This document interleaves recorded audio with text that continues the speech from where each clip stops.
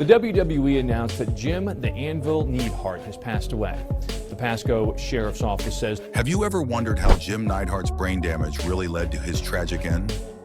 Sure, we all know he passed away after hitting his head during a fall caused by a seizure. But there's more to the story. What many don't realize is that the real problems had been building for years. Jim struggled with substance abuse and the overuse of drugs, and that lifestyle slowly broke him down. It wasn't just the fall, it was everything leading up to it. The years of damage eventually pushed him into Alzheimer's. And in the end, it all played a part in the heartbreaking way his life came to a close. On August 13, 2018, Jim passed away at 63 years old in Wesley Chapel, Florida. He had been having trouble sleeping, so he got out of bed to adjust the thermostat. According to his wife, Elizabeth, what happened next was strange and sudden. He moved in a weird way, almost like he was about to dance, then collapsed, hitting the wall and the floor. Elizabeth immediately called 911, fearing he was having a seizure. Jim had a history of seizures and was on medication for them. When emergency responders arrived, they found a deep gash, about 4 inches long, on his face. Tragically, it was already too late. Jim died at the scene. The Pasco County Sheriff's Office later told TMZ that their initial investigations suggested he hit his head during the fall. At the time, Elizabeth also shared that Jim's doctors believed he may have been dealing with early signs of Alzheimer's disease. It was yet another layer to a heartbreaking story. For years, Jim battled substance abuse. Some say it started during his wrestling days, when pain and pressure were constant. In 2010, he was arrested after being found with OxyContin and methadone, charged with trafficking drugs, burglary, and grand theft. It was a shocking fall from grace, but sadly, not the only time he made headlines outside the ring. His legal troubles went way back. In 1987, he was charged with assaulting and interfering with a flight attendant. In 2005, he and his wife were caught up in a jewelry theft case, though she denied being involved.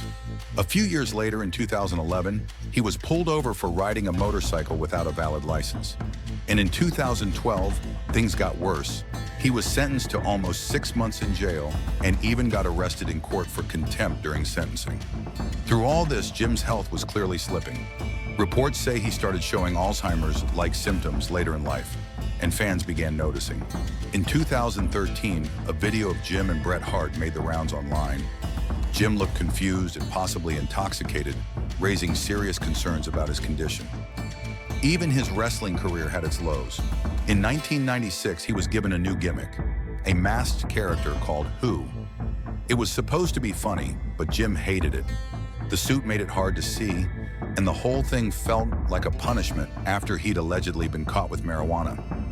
He also appeared in the infamous Heroes of Wrestling pay-per-view in 1999, an event known more for chaos than action, especially after Jake the Snake Roberts showed up intoxicated for the main event. It was just another moment where Jim's career brushed up against controversy.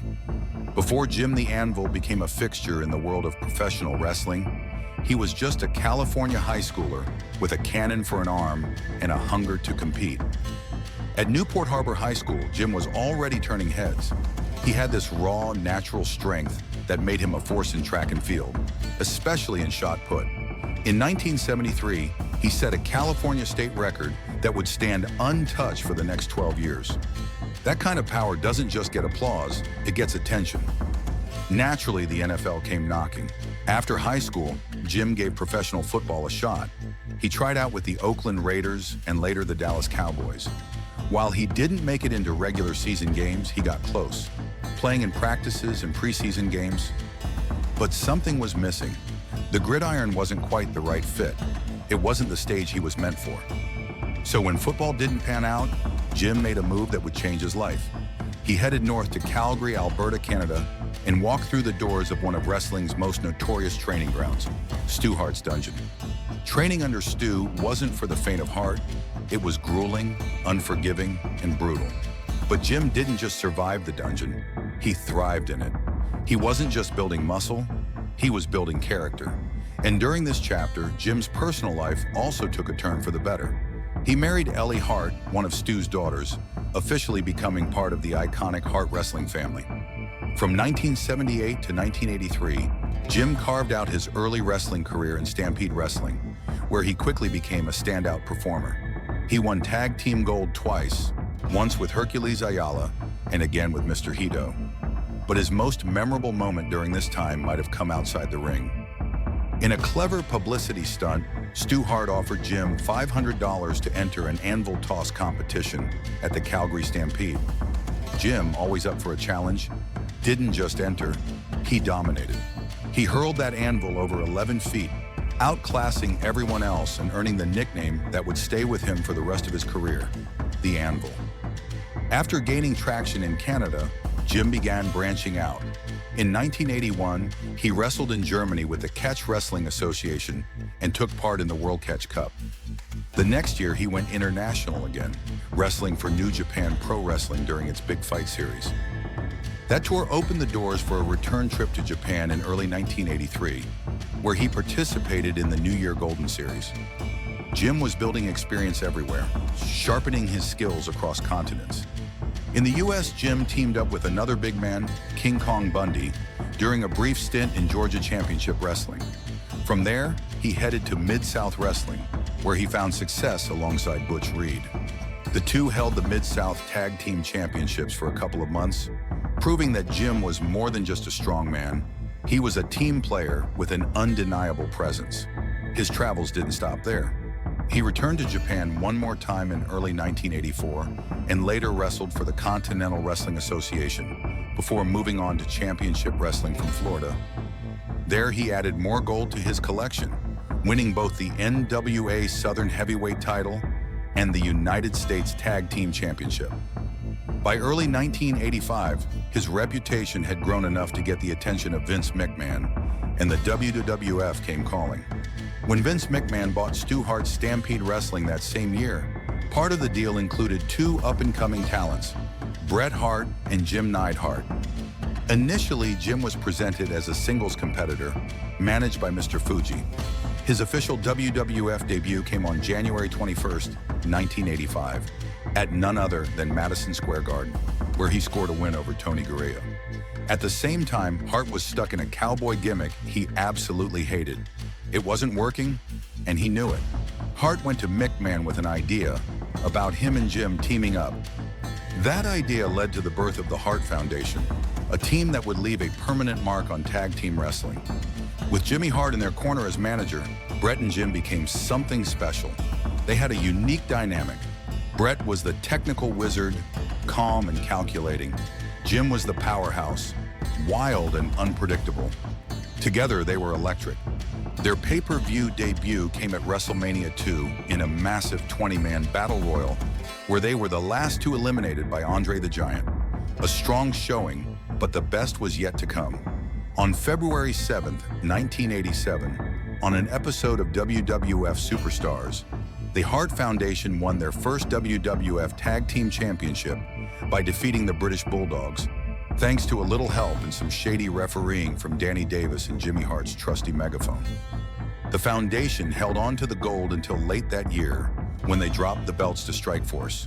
But the loss didn't cool their momentum. They stayed in the spotlight, participating in another 20-man battle royal at WrestleMania 4, though tensions started rising, especially with former manager Jimmy Hart. Jimmy began siding with new clients like the Rougeau brothers, igniting a fresh feud for the foundation. At SummerSlam 1988, Jim and Bret challenged Demolition for the tag titles, but interference from Jimmy cost them the match. Still, the Hart Foundation kept pushing, defeating teams like the Rougeau in Rhythm and Blues, and even teaming with Jim Duggan at the 1989 Royal Rumble for a big win. The Hart Foundation had returned with a bang, but the celebration didn't last long. Demolition, now with a third member, Crush, had their sights set on Bret and Jim. The Hart Foundation claimed the WWF Tag Team titles once again. Then came one of wrestling's most curious what-ifs. In October 1990, the Rockers, Shawn Michaels and Marty Jannetty, beat the Harts in a 2-out-of-3 falls match in Fort Wayne, Indiana. But during the bout, the top rope snapped. The match never aired, and soon WWF made the decision to pretend it never happened. Officially, the titles never left the Hart Foundation. Michaels later claimed politics were involved, but the record books stayed the same. Soon after, old rival Jimmy Hart re-emerged, managing a new team, Rhythm and Blues, but it was his latest team, the Nasty Boys, who did the most damage. At WrestleMania 7, Jimmy Hart handed them a motorcycle helmet, which they used to knock Jim out cold and steal the tag titles.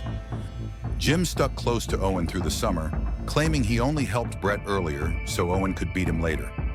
At SummerSlam, after Bret retained the title in a brutal cage match, he locked himself in with Bret and Owen, turning the post-match into a family assault. The tension between brothers and Jim's role carried into fall. He joined Owen again at Survivor Series, but was gone from WWF soon after, allegedly fired again for missing shows. Over the next few years, Jim floated through ECW, indie promotions, and short stints overseas. He even returned to WWF in 1996 under a comedic masked gimmick, Who, designed for silly announcer jokes. It didn't last long, but in 1997, lightning struck once more. Bret, Owen, Davey Boy Smith, Brian Pillman, and Jim came together as the new Hart Foundation. This time it was about pride, family, country, and loyalty. Their big moment came at In Your House Canadian Stampede, where they defeated Team USA in front of a roaring Calgary crowd. The joy didn't last. After the infamous Montreal screw job, Bret and Davey left WWF. Jim stayed a bit longer, but was tricked and beaten down by DX. Just days later, he was gone too. In 1998, he joined WCW, teaming with Bulldog again. But by year's end, that chapter closed too. Over the next decade, Jim made scattered appearances, still carrying that Hart Foundation fire. His last match came in 2016, nearly 30 years after his prime. Still scrappy, still swinging. And that's a wrap for today's video. Don't forget to like and subscribe so you never miss an update. See you next time. Bye.